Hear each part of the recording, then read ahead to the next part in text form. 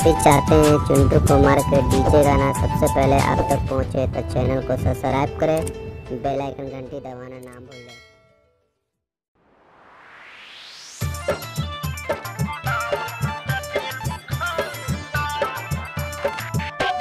आप सुन रहे हैं चिंटू कुमार।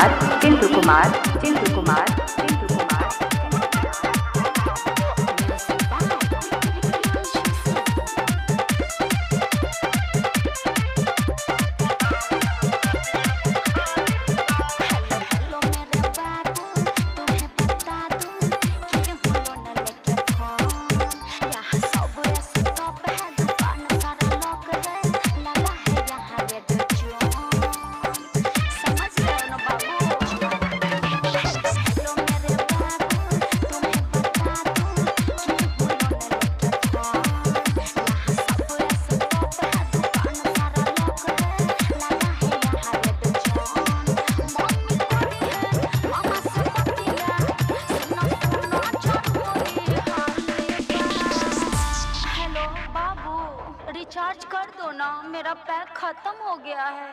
एक काम करो ना बाबू, जियो का 399 मार दो ना बाबू प्लीज। गे तोहर के इतना रिचार्ज खत्म हो खलोगे, यहाँ पर पैसा के गाछ है, नोट छपाई थे का कि तोरा के रिचार्ज पर रिचार्ज करवाइत रहतौ लोग। आ तोरा जब कुछ घटल ना तब तू फोन करेलिस। प्यार मोहब्बत के कहियो आज तक ले बात कइले जी है बारे ता रख के फोन चपकान दी रे लो बॉडी काम तोहर खाली चाहती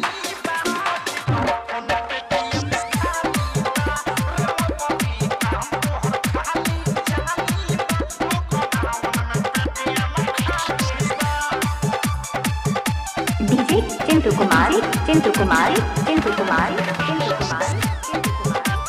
तुर्की मीना बोरुकी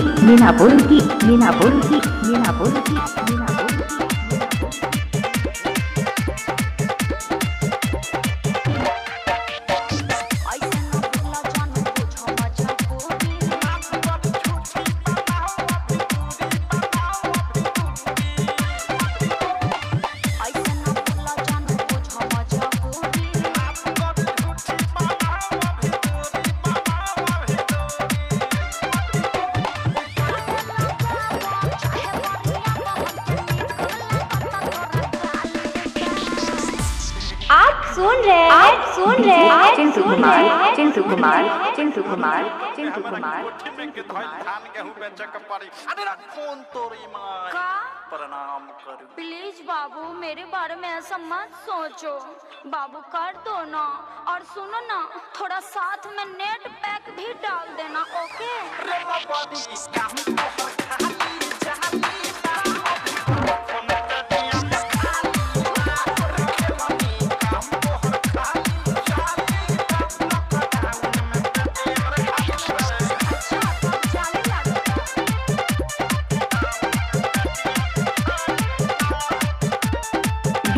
चिंटू कुमार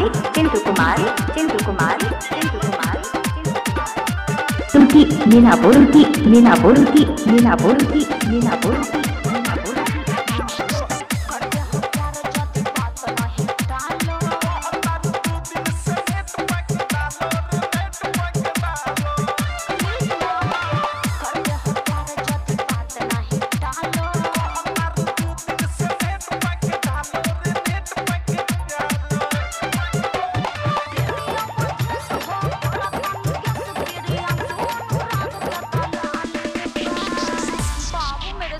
प्लीज रिक्वेस्ट कर रही हूँ, कर दो ना बाबू प्लीज, रिचार्ज कर दो ना बाबू।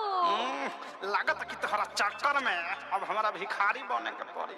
एगो तो लॉकडाउन में देखत रुकी 1 महीना से फाटल जमा पहले बनी, तोहरा के रिचार्ज कहां से करी रे? हां रख फोन दिमाग में चार ठमा रे लो बॉडी काम तोहर खाली चाहती चिंटू कुमार तुर्की मीना बोरुकी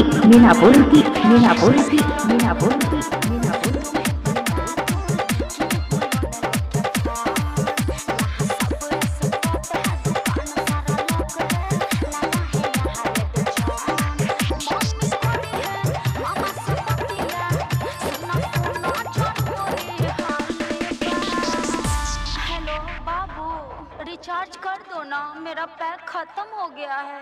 एक काम करो ना बाबू, जियो का 399 मार दो ना बाबू प्लीज।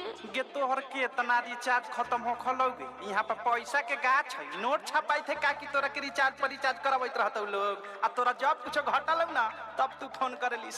प्यार मोहब्बत के कहियो आज तक ले बात कइले जी है बारे ता रख के फोन चमकान दी रे लबड़ी काम तोहर खाली जहानी आप सुन रहे हैं चिंटू कुमार